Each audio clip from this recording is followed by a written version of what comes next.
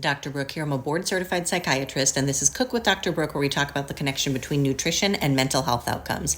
I've been seeing some chatter about the antidepressant effects of vinegar, which I'm actually not very familiar with, so I went and did some digging. In a randomized controlled trial, red wine vinegar solutions did outperform placebo when it came to reducing depression scores. The kind of theory behind it is that the acetic acid in the vinegar is helping with niacin metabolism in some way, or vitamin B3. So it's interesting and promising that a regular over-the-counter ingredient that you can buy easily available at the grocery store could have an impact on depression severity. But we also need to know that depression is actually very placebo responsive, which does not mean that it's like fake. The placebo response is a powerful biologic response. So whenever I'm reading a randomized controlled trial and it's like placebo controlled, I'm always asking myself, what's the placebo?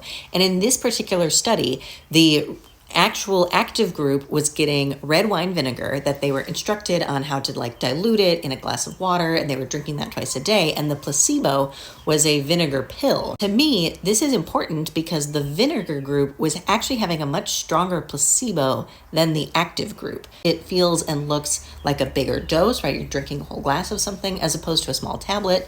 You're actively mixing it up, so there's some behavioral activation there. I would say that these are not necessarily a head-to-head comparison. It is promising to see that it was helpful. Would other acidic things have a similar effect? So lemon juice doesn't have acetic acid, but it has a lot of citric acid. And more importantly, who cares? So what? How does this actually matter? I'm a sour gal. I have a lot of different vinegars in my pantry. I cook with a lot of vinegar. Is getting more or less vinegar in your diet gonna really move the needle as far as your depression scores? I don't know.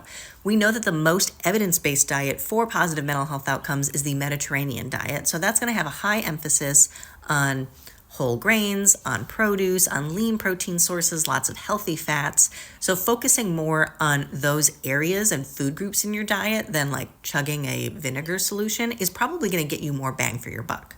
That's not to say that you can't be consuming vinegar or maybe even trying to get extra of it in your life, but extra in what context? Is it I'm getting more salads, I'm going to dress it with oil and vinegar instead of store-bought salad dressing? If you prefer lemon juice, go ahead and do lemon juice. If you prefer store-bought salad dressing, go ahead and do store-bought dressing. I don't think that diets and food advice should be super prescriptive or focus on individual foods so much. It should be more about getting a bigger, overarching, relatively healthy diet rather than trying to get individual pieces of this food and that food. It should be really customized to your tastes and preferences, to your budget, to your social life, to all of the other things that you value, and go ahead and add extra vinegar if you like it. Fortunately, I really do, but I'm not going to scold you if you don't like vinegar, if you don't want to eat it.